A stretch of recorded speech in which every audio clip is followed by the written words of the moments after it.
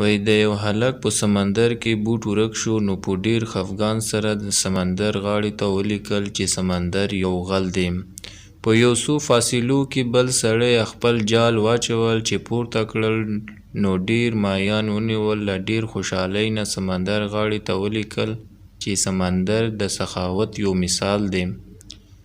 بیا په هغه سمندر کې یو ځوان ډوب شو یعنی مړ شو نو مور یې په ډیر خفګان او د اوښکو څاڅېدې په حال کې ولیکل چې سمندر یو قاتل دی. او یو بزرګ ته سمندر یو غمی ډالۍ کړه نو بزرګ په ډیر جذبات یعنی جوش کې سمندر غاړې ته ولیکل چې سمندر د کرامتو یو مثال دی. د چا سره چې څه تیریده د هغه په مطابق د سمندر غاړې ته ټولو خپل واقعات ولیکل چې ناڅاپه د سمندر یو د اوبو غټ لهر راغی او ټول لیکل شوي نومان ړنګ شول. نو ګرانو ملګرو زموږ ایمان او عقیده دا رقم وي چې زموږ په ژوند کې هر څه چې کیږي هغه د الله جل جلاله لخوا کیږي. د خلکو خبرې موږ باید په زړه کې ونه نیسو ځکه هغوی هغه څه لیدلي او زغملي وي.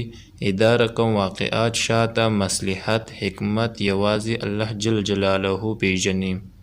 څوک چې په معنا باندې پوه شوی وي نو په کامنټ کې را سره خپل نظر شیر کړئ او زما ارګونی چینل او پیج ځان سره سبسکرایب او لایک کړئ.